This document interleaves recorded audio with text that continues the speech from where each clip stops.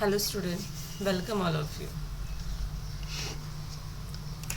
Today we are going to start a new lesson, first lesson, that is a reproduction in lower and higher plant.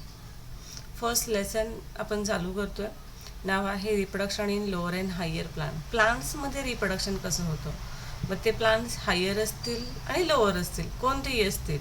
Asexual reproduction, sexual reproduction प्लांट्समध्ये कशा पद्धतीनं होतं हे आपण बघणार आहोत. ठीक आहे. याच्या अगोदर तुम्हाला एक क्वेश्चन्स विचारले आहे बघा, दोन क्वेश्चन्स विचारलेले आहेत.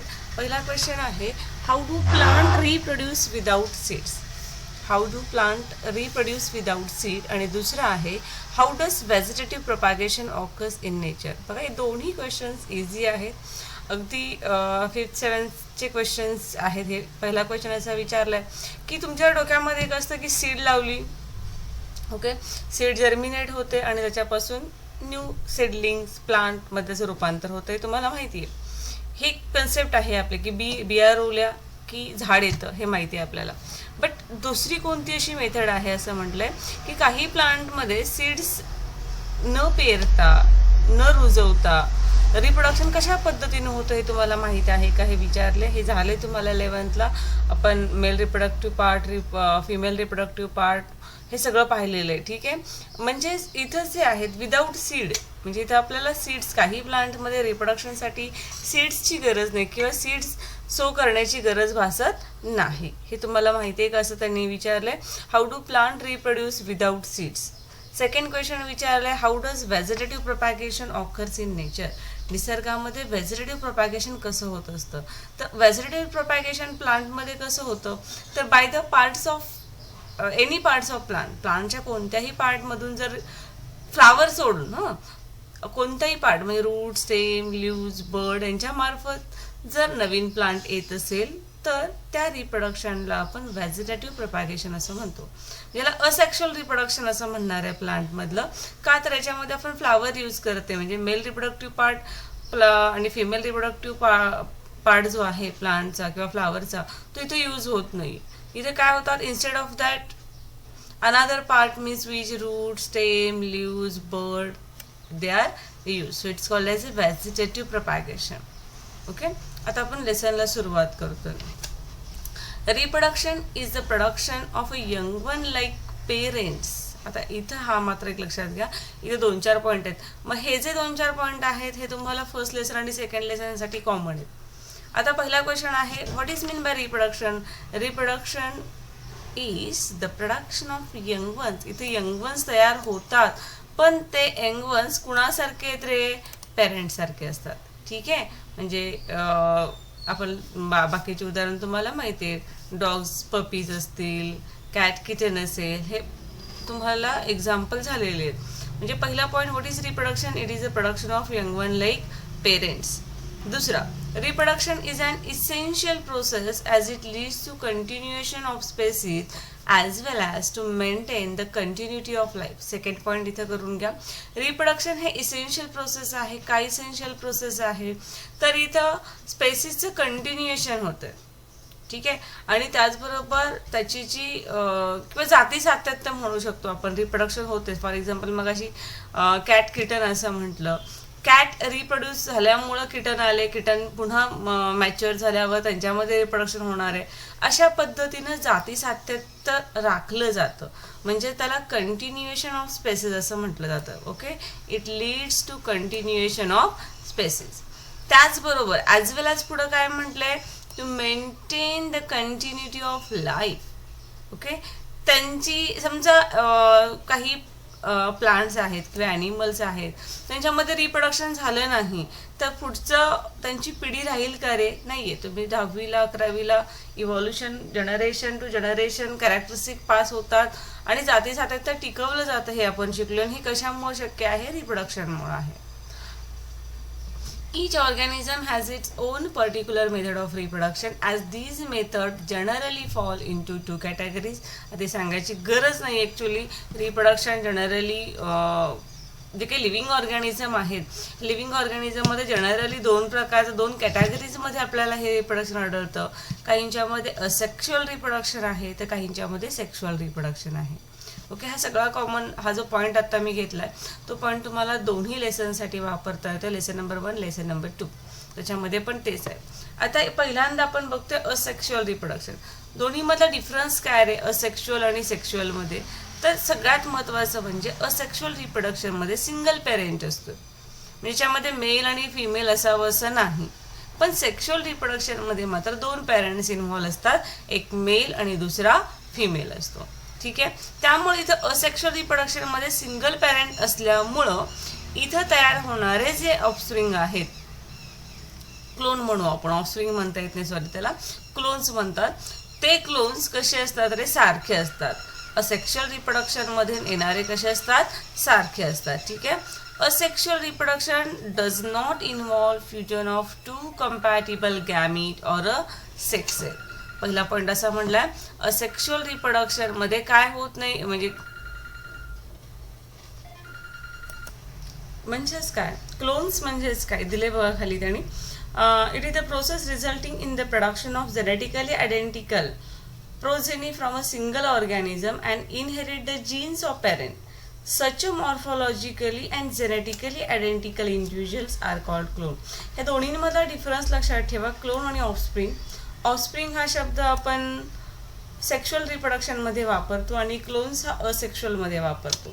तर क्लोन्स म्हणजेच काय, किंवा आधी प्रोसेस त्यांनी कशी दिली बघा. असेक्शुअल रिप्रोडक्शन म्हणजेच काय, इट इज अ प्रोसेस, ही अशी प्रोसेस की ज्यामध्ये काय होतं, जो प्रोजेनी तयार होते, ठीक आहे, ही प्रोजेनी कुणापासून तयार होणार आहे? एका सिंगल ऑर्गॅनिझमपासून तयार होणार आहे.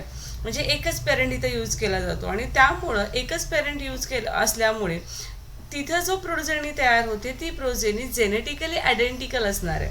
कारण इथं मायटॉसिस होत आहे. तुम्ही मायटॉसिस मिओसिस 11th मध्ये शिकलेला आहात. इथं मायटॉसिस होत आहे. सेक्शुअल रिप्रोडक्शनमध्ये काय होतं, पहिल्यांदा मिओसिस होतं. इथे तसं होत नाही, पहिल्यांदा म्हणजे मायटॉसिसच होतं. मायटॉसिसमध्ये काय होतं रे, तर सेम सेल 2 सेल तयार होतात. ठीक आहे, त्या पद्धतीने म्हणजे ती जी सेल तयार होते ती सेल पेरेंट सेल सारखी असते, म्हणजे जेनेटिकली आयडेंटिकल असते. जेवढे जीन्स, जेवढे क्रोमोझोम मदर सेलमध्ये असतात तेवढेच कुणामध्ये येतात, डॉटर सेलमध्ये येत असतात. म्हणजेच तो तयार होणारी जी प्रोजेनी असते ती कशी असते, जेनेटिकली आयडेंटिकल असते. हे लक्षात ठेवा, कशी असते, जेनेटिकली आयडेंटिकल. हा शब्द मॉर्फॉलॉजिकल आणि जेनेटिकली आयडेंटिकल जे इंडिव्हिज्युअल्स असतात त्याला क्लोन्स असं म्हटलं जातं. So what are clones? Clones are morphological and genetical identical individuals. Okay, लक्षात येते सगळ्यांच्या. मग आता असेक्शुअल रिप्रोडक्शनमध्ये सुद्धा काही एकच टाईप नाही, बरेच टाईप्स आहे, तुम्हाला माहिती झाले, म्हणजे शिकलेले आहात तुम्ही. त्यातला पहिला वे आपण बघतोय तो म्हणजे फ्रॅगमेंटेशन. बघा कोणकोणते ते आपण जास्त ओव्हरलुक करूया. फ्रॅगमेंटेशन आहे, नंतर बडिंग आहे, तिसरा स्पोर फॉर्मेशन आहे आणि त्याच्यानंतर अजून एक पॉईंट तो दिलाय म्हणजे व्हेजिटेटिव्ह रिप्रोडक्शन. त्याच्यामध्ये कटिंग आहे, ग्राफ्टिंग आहे, ठीक आहे, आणि नंतर मग सेक्शुअल रिप्रोडक्शन आहे. पहिल्यांदा आपण फ्रॅगमेंटेशन बघूया. फ्रॅगमेंटेशन म्हणजेच काय रे, तुकडे होणे. ठीक आहे, इथे तुम्हाला ईस्ट दिसतंय. आता जे काही मल्टीसेल्युलर ऑर्गॅनिझम्स आहेत, युनिसेल्युलर असेल, मल्टीसेल्युलर असेल, इथे मल्टीसेल्युलर असं म्हटलंय कारण तुम्हाला माहिती आहे की ईस्ट हा कसा आहे रे, मल्टीसेल्युलर आहे. Multicellular organism can break into fragment due to one or the other reason. For example spirogyra. Spirogyra इथं ईस्टचं उदाहरण दिलं तर ॲक्च्युली बडिंग जे आहे ते बडिंग इथं तुम्हाला ईस्टमधलं आले आणि एक्झाम्पल स्पायरोगायराचं उदाहरण दिले. स्पायरोगायरा तुम्हाला आठवत असेल तर बडिंग जी म्हणजे कटिंग जे आहे ते कटिंग एखादा ऑर्गॅनिझम मॅच्युअर झाला, स्पायरोगायरा मॅच्युअर झाला की तो आपोआप कट होतो आणि त्याच्यापासून त्या कट झालेल्या तुकड्यापासूनच नवीन स्पायरोगायरा पुन्हा काय होतं रे, तयार होतो. याला फ्रॅगमेंटेशन असं म्हटलं जातं. Multicellular organisms can break into fragment due to one or other reason. कोणताही मल्टीसेल्युलर ऑर्गॅनिझमचे तुकडे होतात, मग त्याची कारणं काही वेगळी असतील, due to one or other reason असं म्हटलं गेलं आहे. आणि हे फ्रॅगमेंट जे आहे ते पुन्हा काय होतात, इंडिव्हिज्युअली ग्रो व्हायला सुरुवात होतात. ठीक आहे, तुम्हाला इथं बडिंग इन ईस्ट आणि एक्झाम्पल स्पायरोगायरा म्हटलेलं आहे. हे झालं फ्रॅगमेंटेशन. इथं ॲक्च्युली काय केलं आहे माहिती आहे का, हा बडिंगची जी डायग्रॅम आहे ती ईस्टची आहे, इथं दिलेली आहे आणि इथं स्पायरोगायराची आहे. तुम्हाला स्पायरोगायराची काढायची. ठीक आहे. दुसरा पॉईंट आहे तो म्हणजे बडिंग. बडिंग म्हणजेच काय आपल्याला इथं दिसतंय रे, एक बड, एक समजा हा ईस्ट आहे इकडचा, हा खालचा, त्याला ही आउटग्रो तयार झालेली आहे. ठीक आहे. हा ओरिजिनल बड आपण इथं काय म्हणूया, इथं ईस्ट म्हणूया आणि इथं त्याला आलेली बड. आणि मग हे जे बड आहेत, ह्या बडपासून नवीन ऑर्गॅनिझम तयार होतो आणि त्या प्रोसेसलाच बडिंग असं म्हटलं जातं. It is the most common method of sexual reproduction in unicellular yeast. Usually it take place during favorable condition by producing one or more outgrowth bud.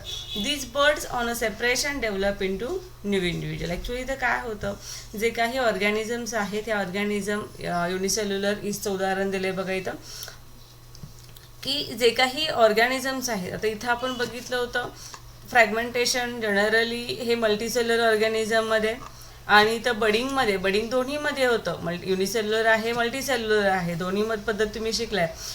ईस्टमध्ये आहे, ईस्ट हा युनिसेल्युलर आहे, ईस्टमधलं बडिंग आहे. दुसरं आपण हायड्रामध्ये बघू शकतो, हायड्रा हा मल्टीसेल्युलर आहे. म्हणजे असं नाही की बडिंग फक्त युनिसेल्युलरमध्ये होतं असं नाही आहे, तर ते दोन्हीमध्ये पण होतं. बडिंग म्हणजेच काय, तर it's a common method of asexual reproduction. त्याच्यामध्ये काय होतं, it take place during favourable condition. ज्यावेळेस एखादी फेवरेबल कंडिशन येते त्यावेळेस त्या ऑर्गॅनिझमवर एक किंवा एकापेक्षा जास्त बर्ड्स बॉडीवर येतात आणि नंतर ते बर्ड सेपरेट होतात आणि इंडिव्हिज्युअली जगायला सुरुवात करतात. त्या प्रोसेसला बडिंग असं म्हटलं जातं. हायड्राचं उदाहरण एक आहे बघा याच्यामध्ये. म्हणजे युनिसेल्युलरमध्ये घेतलं तर उदाहरण ईस्ट येणार आहे युनिसेल्युलरचं, आणि मल्टीसेल्युलरचं उदाहरण घेतलं तर तुमचं हायड्रा येईल.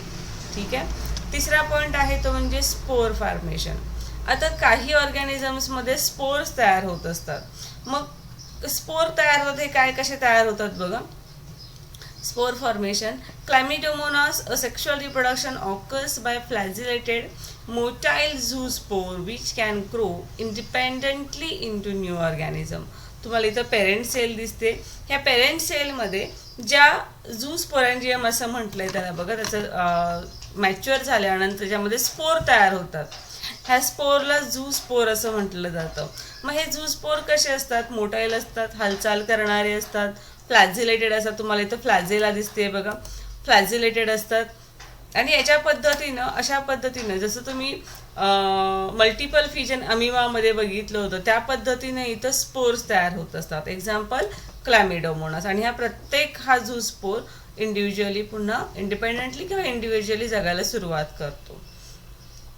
आता खाली काय म्हटलंय बघा, other methods of sexual reproduction include binary fission. तुम्हाला माहिती आहे बायनरीचा अर्थ काय, एका ऑर्गॅनिझमपासून दोन ऑर्गॅनिझम तयार होणं. मग ते एक्झाम्पल अमिबा आहे, पॅरामेशियम आहे. बायनरी फिजनचे तुम्ही 3 प्रकार 10th मध्ये शिकलेले आहात. Simple binary fission, transverse binary fission आणि लॉन्जिट्युडनल. बरोबर आहे.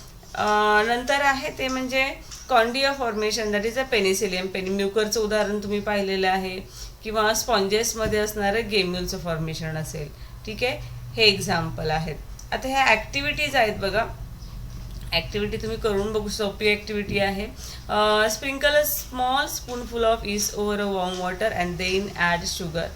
काय करायचं आहे तर एक चमचा भरून ईस्ट घ्यायचं आहे, बेकरीमध्ये वापरलं जातं बघा. ते काय करायचं, गरम पाण्यामध्ये टाकायचं आहे आणि त्यात थोडी शुगर टाकायची.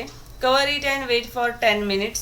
East become bubbly over the water proving that it is a still active. Yeast नंतर तुम्हाला असे बबल्स तिथून बाहेर पडलेले दिसतात.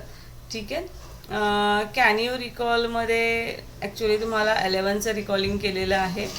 रूट, स्टेम, लिव्ज याच्यामार्फत कोणकोणतं रिप्रोडक्शन होतं तर आपण 11th मध्ये बघितले. बराचसा सिलेबस त्यावेळेस डिलीट झाला, त्यावेळेस तुम्हाला माहीत नाही आहे, पण त्याच्या अगोदर 10th मध्ये झालं आहे. रूट मार्फत जे व्हेजिटेटिव्ह प्रोपॅगेशन होतं, एक्झाम्पल स्वीट पोटॅटो, ॲस्पॅरगस, दहलिया, हे जे एक्झाम्पल आहेत. ह्या प्लांटमध्ये जे व्हेजिटेटिव्ह रिप्रोडक्शन होतं ते रूट मार्फत होतं.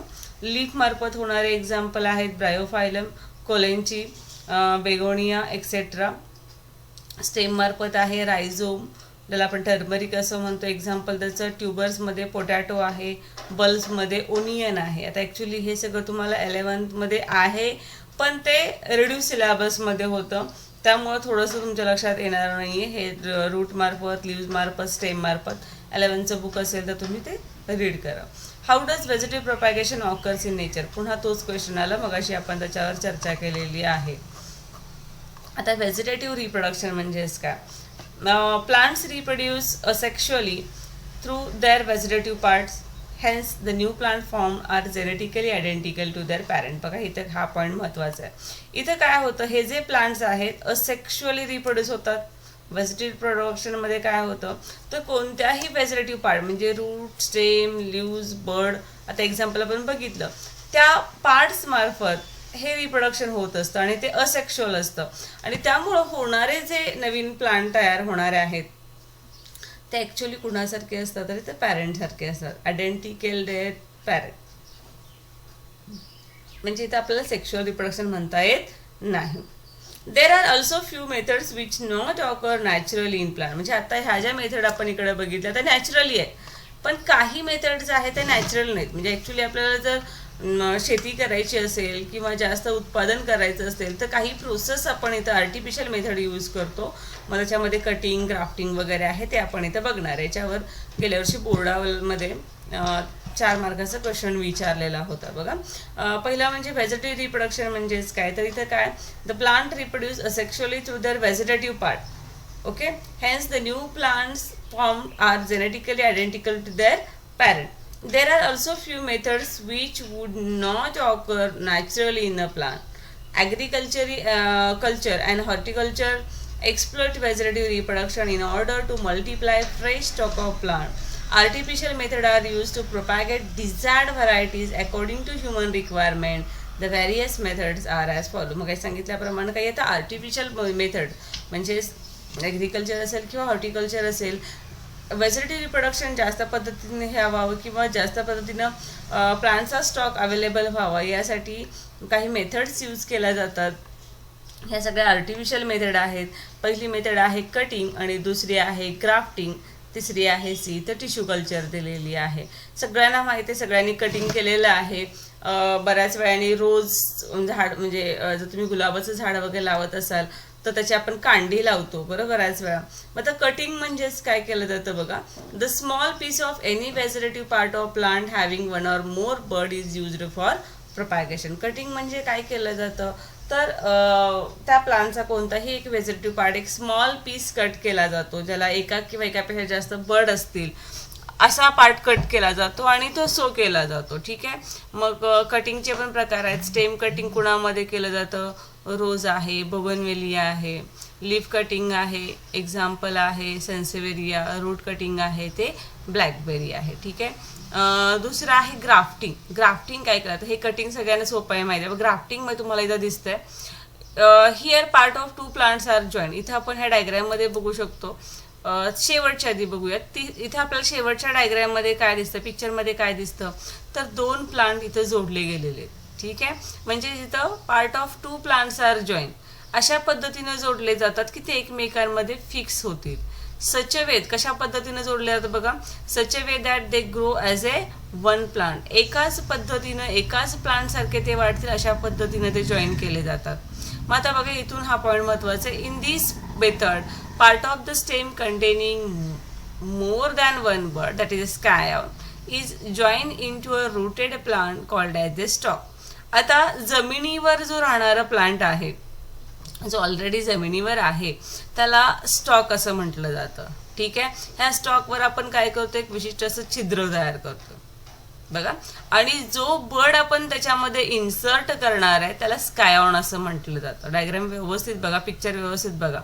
जो रूटेड पार्ट आहे, जो जमिनीमध्ये आहे, जो प्लांट जो आपण जो स्टेबल आहे त्याला आपण काय म्हणतो रे, स्टॉक असं म्हणतो. आणि जो ज्याच्यामध्ये आपण टाकणार आहे त्याला स्कायॉन असं म्हणणार आहे. What is स्कायॉन? स्कायॉन is a part of stem containing more than one bird. एक किंवा एकापेक्षा जास्त बर्ड ज्याच्यावर असतील तो स्टेमचा पार्ट, त्याला आपण स्कायॉन असं म्हणणार आहे. जो आपण जॉईन करतोय कुणाला, जो रूटेड पार्ट आहे, ठीक आहे, रूटेड प्लांट आहे, त्याला स्टॉक असं म्हटलं जातं. आणि ह्या सगळ्या प्रोसेसला ग्राफ्टिंग असं म्हटलं जातं. जर तुम्ही बर्ड वापरली तर त्याला बर्ड ग्राफ्टिंग असं म्हटलं जातं. ठीक आहे. Whereas budding is also called as a bud grafting, in which only one bud is joined on the stalk. फक्त बडच वापरली जाते, म्हणजे स्टॉक जो आहे त्या स्टॉकवर फक्त बड काय केला जातो तर शिफ्ट केला जातो, त्याला बड ग्राफ्टिंग असं म्हटलं जातं. Example apple, pear, rose etcetera. आणि टिश्यू कल्चर तुम्ही शिकलाय. Tissue culture it is a method by which a small amount of plant tissue is carefully grown in to give many plantlets. Micropropagation method is also used nowadays. तुम्ही tissue culture शिकलेलं आहे. Tissue कल्चरमध्ये आपण बघितलं की प्लांटचा एखादी sale असेल, even प्रोटोप्लाझम असेल, टिश्यू असेल, तो आयसोलेट केला जातो आणि त्याचं लॅबोरेटरीमध्ये त्याची वाढ केली जाते आणि त्याच्यापासून प्लांटलेट्स तयार केले जातात. मग ॲक्च्युली हे प्लांटलेट्स आहेत ते सेम पॅरेंटसारखे असतात, कारण आपण इथं काय करतोय ती सिंगल सेल घेतो ज्यामध्ये मायटॉसिस विशिष्ट असं ठराविक असं त्याला टेम्परेचर, त्याचं न्यूट्रिएंट्स त्याला दिले जातात आणि त्या पद्धतीनं नवीन प्लांट तयार होतात. ठीक आहे. Why does gardener choose to propagate plant asexually? बऱ्याच वेळा गार्डनर जे आहेत ते असेक्शुअल मेथड का वापरतात हे तुम्हाला प्रश्न विचारलाय. Why does gardener choose to propagate plant asexually? म्हणजे ज्यावेळेस एखादं गार्डनर आहे तो गार्डनर रिप्रोडक्शनसाठी असेक्शुअल मेथड का वापरत असेल, तुम्हाला काय वाटतं तुम्ही त्याच्यावर मला आन्सर लिहून पाठवायचं आहे. ठीक आहे. इथपर्यंत आपण असेक्शुअल मेथड बघितली. ॲक्च्युली हा पार्ट डिलीटेड जरी असेल तरी तुम्हाला माहीत असणं गरजेचं आहे, म्हणून मी हा पहिल्या लेक्चरमध्ये घेतला आहे, कारण एवढ्याच्यानं हे सगळं तुम्हाला झालेलंच होतं पाठीमागं. तुम्हाला आता म्हणजे गेल्या वर्षी सिलेबसमध्ये इथून 1.2 पासून चालू होतं, तर मला असं वाटलं की हे घेणं गरजेचं आहे म्हणून मी घेतलं. फार सोपा पार्ट होता, तरी पण याच्यात तुम्ही नोट्स काढा, कारण आत्ता तुम्हाला ह्या सिलेबसमध्ये आहे का नाही डिलीटेड माहीत नाही, त्यामुळे सुरुवात काय हे एकच पेज आहे, तुम्ही तो व्यवस्थित रीड आउट करू शकता. ओके. नेक्स्ट लेक्चरला आपण सेक्शुअल रिप्रोडक्शन सुरुवात करूया. ओके. थँक्यू.